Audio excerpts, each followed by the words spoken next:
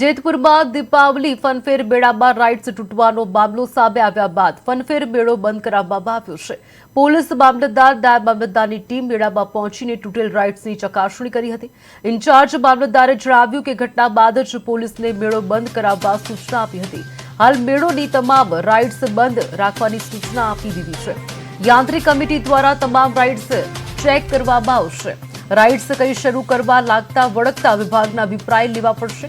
Media દ્વારા દુર્ઘટનાની જાણ થઈ છે। સંસ્થા તરફથી કોઈ પણ જાણ કરવામાં આવી નથી। તૂટેલ રાઇડ્સ ફરી રિપેરિંગ કામ કરી લગાવી દેવામાં આવતા મામલતદાર દ્વારા પોલીસ તપાસ કરવા સૂચના આપી છે। યાંત્રિક ટીમ તપાસ કરીને અહેવાલ આપશે। રાઇડ સંચાલકો અને અધિકારીઓની બેદરકારી પ્રાથમિક દ્રષ્ટિએ ગણી શકાય।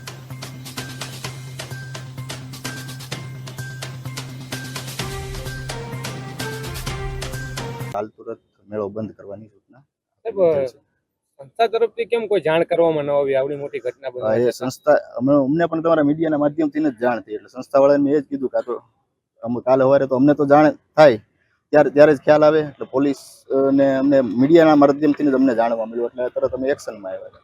સાહેબ, ગઈકાલ રાત 12 વાગ્યાની ઘટના, તમે અત્યારે 12 વાગ્યાને તપાસમાં આવ્યા, આ કઈ રીતનો ન્યાય? અમારે સવારે પહેલા અમે બધા અમારા અહેવાલો જે કરવાના હોય, કારણ કે અમારે અહેવાલો કરવાના હોય, પછી દિવાળીની રજા મારો સ્ટાફ કોઈ હતો નહીં, એટલે મારે એક બેન અહીંયા હાજર હતા, એમને મેં મોકલા। એ દરમિયાન આપ લોકો કંઈક ઓફિસ આવ્યા હતા, એટલે એ તો આવ્યા હતા। પોલીસને અમે કાર્યરત કરી દીધી, ચીફ ઓફિસરને, અને ખાસ તો યાંત્રિક વાળાને પહેલા મોકલવા પડે।